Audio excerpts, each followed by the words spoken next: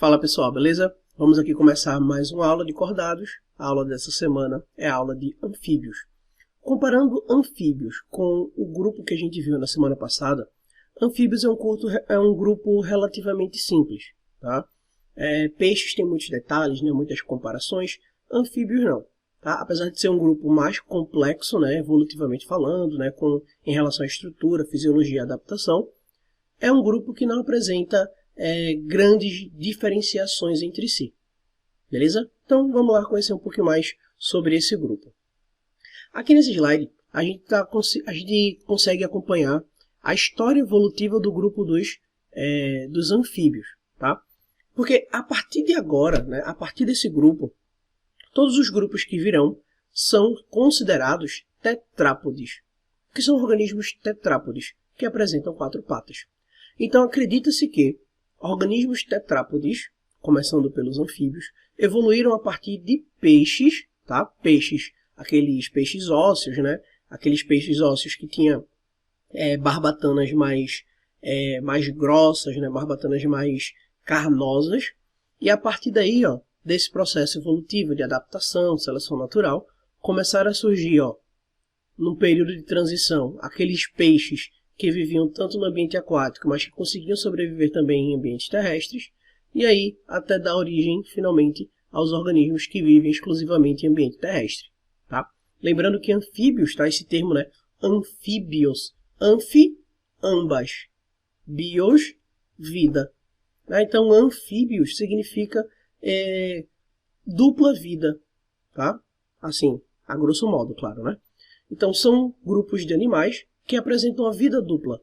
Um período da sua vida é no ambiente aquático, um período da sua vida no ambiente terrestre. Né? Então, aqui claramente a gente vê um grupo de transição. Peixes, animais exclusivamente marinhos, marinhos, né, aquáticos, enfim. Anfíbios, está ali naquele meio termo, né, aquático e terrestre. E a partir da próxima semana a gente vai ver o grupo de répteis, né, que é um grupo que conquistou o ambiente terrestre e deu origem aí aos grupos subsequentes, tá? Ao grupo das aves, ao grupo dos próprios mamíferos, beleza? Mas vamos conhecer um pouquinho mais aqui, né, algumas características a respeito desse grupo dos anfíbios. Então, logo aqui no começo a gente já tem a primeira e principal característica de anfíbios, né? Eles vão apresentar uma pele nua. O que é uma pele nua? É uma pele sem proteção nenhuma. Não é desprovido de pelos, de anexos, nem nada. É uma pele lisa. Tá? Essa pele ela é úmida e rica em glândulas mucosas, né? Glândulas produtoras de muco. Então, se você tocar na pele de um anfíbio, você vai ver que é uma pele gelatinosa, né? Uma pele úmida, uma pele cheia de mucosa. Essa pele dos anfíbios, né, internamente, ela é altamente vascularizada. Né? Apresenta uma grande quantidade de vasos sanguíneos. Por que isso? Porque esses animais, a gente vai ver um pouquinho mais para frente, eles vão apresentar a respiração cutânea. O que é respiração cutânea? É uma respiração que acontece pela pele. Né? Então veja, pele fina, pele nua, altamente vascularizada.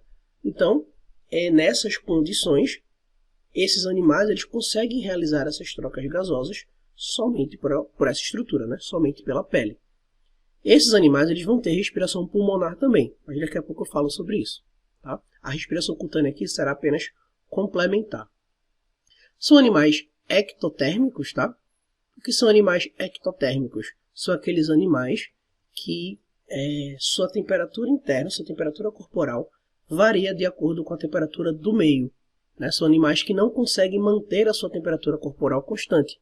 Então, se a água está quente, o corpo daquele animal estará quente. Se a água está fria, o corpo daquele animal estará frio. Beleza? Então, aqui tem até alguns livros que chamam, né, animais de sangue frio. Ectotérmicos, animais de sangue frio. Endotérmicos, animais de sangue quente. Aqueles animais que vão conseguir controlar a sua temperatura interna. Então, ó, peixes, que foi um grupo que a gente viu na semana passada, peixes, ele apresenta essa característica também. Peixes são ectotérmicos, são animais de sangue frio. Beleza?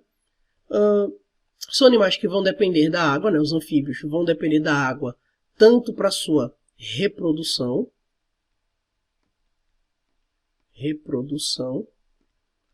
quanto para o seu desenvolvimento.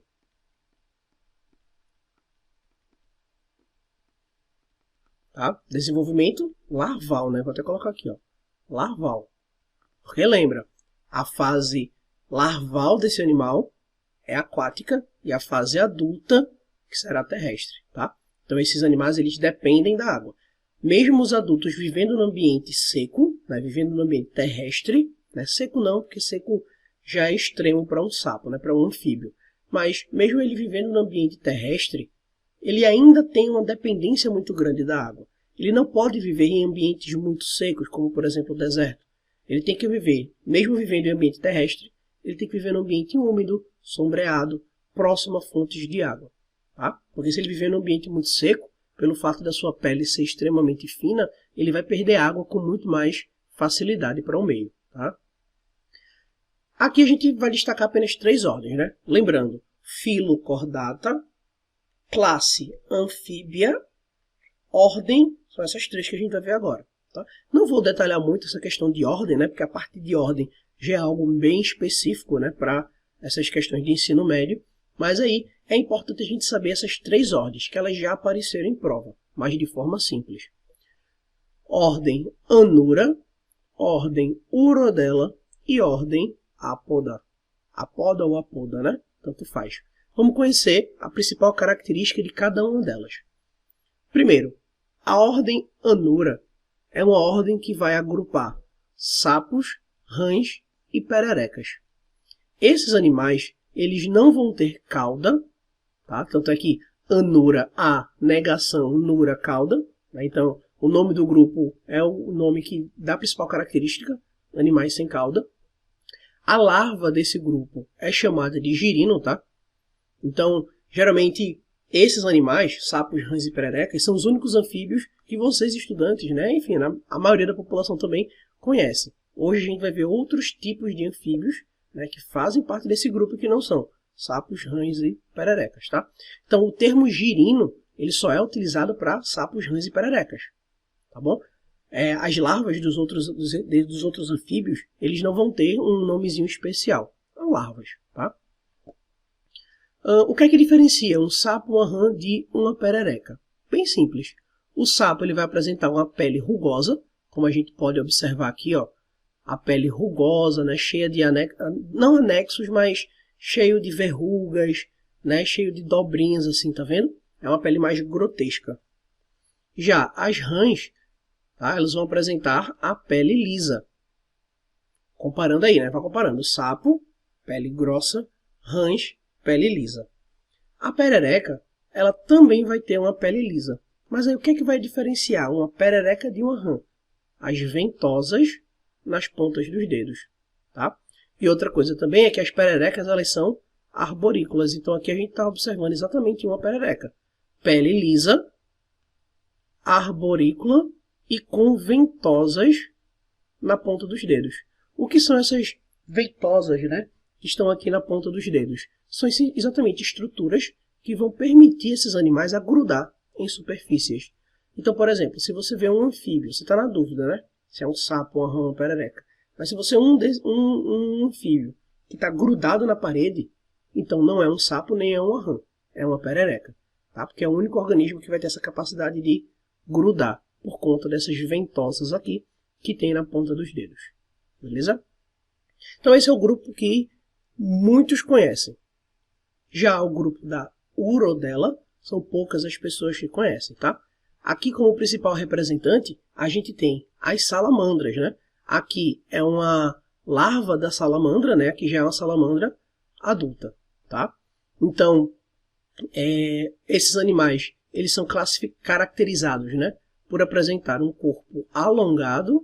Então, tanto é que se você olhar para essa salamandra daqui, você vai achar que é um lagarto, né? É um réptil, mas na verdade não. Existe uma diferença muito grande, né, entre répteis e anfíbios. Na aula de répteis eu vou enfatizar bastante isso, né? Mas aqui, ó, ordem Urodela, animais de corpo alongado, cauda longa, tá? Além de, claro, as características que tem de anfíbios, né? Pele nua, rica em glândulas mucosas, altamente vascularizada. Tá? Então são esses aspectos aí que vai diferenciar um anfíbio de um réptil. Um outro grupo, né, de anfíbios, né, que muita gente desconhece, né, quem tem, sei lá, casa em Gravatá, casa em Aldeia, né, em algumas praias, talvez até tenha encontrado, tá? Que é esse grupo daqui, ó, ordem Apoda anegação, poda pés. São animais que vão ter corpo cilíndrico, alongado e sem membros. O nome popular, atenção, tá? O nome popular é chamado de cobra cega ou cecílias, tá? Apesar do nome popular ser chamado de cobra cega, isso aqui não é uma cobra, é um anfíbio. Beleza? Então tem muita gente que olha para esse anfíbio daqui e diz, meu Deus, é uma cobra, né? Vou matar. É um anfíbio, não faz nada. Tá? Nem dente vai ter direito para poder morder o seu dedo. Tá? Então geralmente quando ela observa você, ela sai correndo. Então beleza? Então ó, são anfíbios sem membros. Você tem os anfíbios sem cauda, você tem os anfíbios com cauda, corpo alongado, e tem os anfíbios corpo alongado sem membros. Tá bom? Então, esses são os principais grupos aí. Claro que a maioria das questões utiliza o grupo dos sapos como principal exemplo, né? Como principal referência para identificar essas características aí do grupo da classe, né? Dos anfíbios. Então, como eu estava falando, ó, são animais tetrápodes, né? Então, a partir daqui, a partir desse grupo, todos serão tetrápodes. Então, sim, isso é uma novidade evolutiva. Eles vão apresentar a cintura escapular e a cintura pélvica associado ao esqueleto apendicular. Tá? Então, aqui, ó, a cintura escapular, que vai unir os membros à coluna vertebral. Tá? E aqui embaixo a gente vai ter a cintura pélvica, que também vai unir, ó, os membros aqui, as patas, à coluna vertebral. Beleza? Então isso aqui também é uma novidade evolutiva que aparece a partir em todos os tetrápodes, né? A partir aqui dos anfíbios. Esses animais eles vão apresentar cloaca, né? A gente definiu o que era cloaca na semana passada, né? Cloaca é uma região onde vai ter a eliminação de restos de alimento que sai pelo intestino, vai ter a abertura lá para reprodução, para o sistema urinário, beleza? Então é uma estrutura que vai receber várias fontes, né? vários sistemas. Enquanto outros animais que não vão ter cloaca, eles vão ter tudo separado, né? O ânus separado do sistema excretor, que vai estar separado do sistema reprodutor. Bom, indo mais para a parte da fisiologia em si, né? Lembra daquelas características que é importante, né? Que as questões aparecem, né? Para você comparar os grupos. Coração, tipo circulação e principalmente respiração. Coração bicavitário nas larvas, tá? Atenção, nas larvas é bicavitário, que nem nos peixes, um átrio e um ventrículo. Só que no indivíduo adulto já muda. O coração passa a ser tricavitário em adultos. Então vai apresentar 2 átrios e um ventrículo. Devido a isso, a circulação desses animais é uma circulação dos adultos, né? Que a gente vai usar como referência aqui. A circulação dos adultos é uma circulação dupla. Por que dupla? Porque o sangue vai passar 2 vezes pelo coração.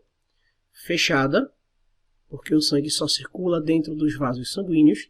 E aqui uma coisinha que não apareceu antes, ó, vou até destacar, incompleta. O que é uma circulação incompleta? É quando o sangue venoso se mistura com o sangue arterial dentro do coração. Tá? O que é o sangue venoso? É aquele sangue rico em gás oxigênio.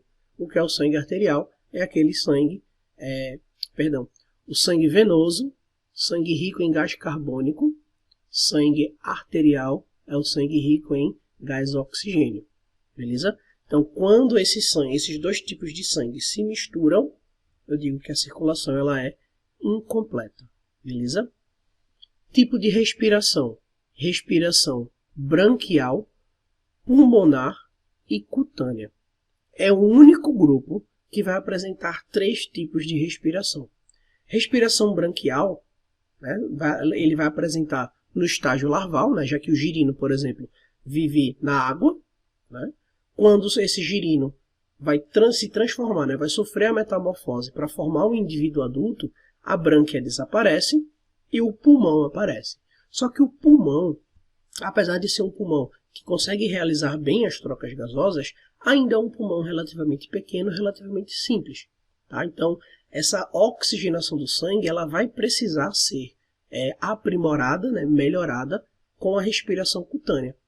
Então, a respiração cutânea vem para ajudar na oxigenação do sangue devido a esse pulmão um pouco mais simples, tá?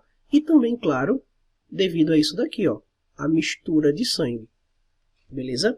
Então, olha aqui nessa imagem, ó. Nessa imagem, tudo que está em vermelho representa o sangue arterial, que é aquele sangue rico em gás oxigênio. Tudo que está em azul representa o sangue venoso, tá? Onde esse sangue venoso ele é rico em CO2. E observe que tem alguns trechos aqui, ó, por exemplo, ó, tem alguns trechos que estão em roxo, tá vendo? Tem alguns trechos aqui em roxo. Isso daqui significa que é o sangue misturado. Vou dar um mix aqui, ó, misturado. Beleza? Porque o sangue arterial se misturou com o sangue venoso. Tranquilo, gente? Então, por isso que precisa ter essa respiração cutânea, que é a respiração complementar.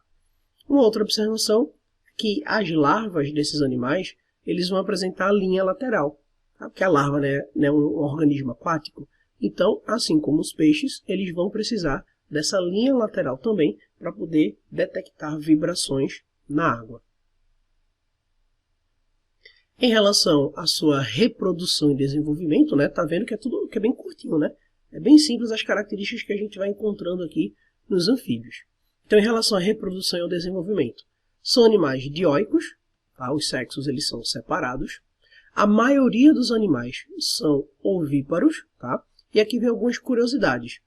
O macho, ele tem um canto. Não é bem um canto, né, como a gente imagina aí, um canto de uma ave.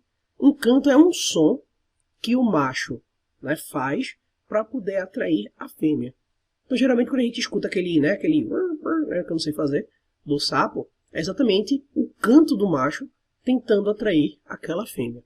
Quando esse macho consegue atrair a fêmea, né, para poder realizar o acasalamento, ele realiza o amplexo nupcial. O que diabo é isso, né? Amplexo nupcial. Amplexo nupcial, pessoal, é simplesmente um abraço. É um abraço que o macho faz na fêmea, como você está observando aqui, onde esse abraço, ele vai... É um abraço meio safadinho, né? Claro. Então, é um abraço que vai estimular aquela fêmea a liberar os seus óvulos na água, e depois que essas fêmeas liberam os seus óvulos na água, os machos vão lá e liberam os espermatozoides. Beleza? Logo, a fecundação é uma fecundação externa e o desenvolvimento também é um desenvolvimento externo, salvo algumas exceções, né, de outros anfíbios menos conhecidos que vão ter um desenvolvimento interno, mas na maioria o desenvolvimento ele é externo, tá? O desenvolvimento também ele é classificado como indireto. Lembra o que é isso, né? Desenvolvimento indireto é aquele desenvolvimento onde ocorre metamorfose, onde ocorre uma modificação da fase larval para a fase adulta. A fase larval, girino, aquática. A fase adulta, né, o sapo, a rã, a perereca, terrestre.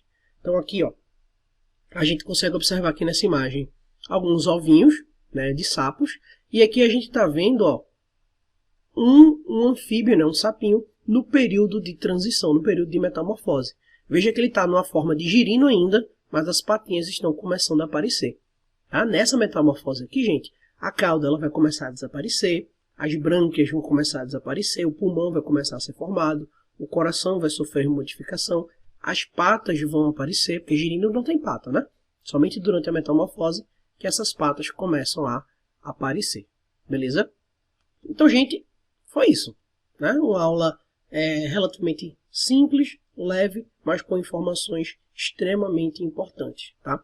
Então, como eu falei, o mais importante de tudo aqui é você entender que os anfíbios é um grupo que representa esse período de transição entre a vida aquática e a vida terrestre. Beleza? Na próxima semana a gente vai conhecer os répteis e entender, né, as principais diferenças entre répteis e anfíbios e, claro, ver principalmente as características que os répteis têm que permitiu esse grupo a conquista do ambiente terrestre. Beleza? Então, ó, beijo no coração de vocês e até a próxima. Tchau, tchau.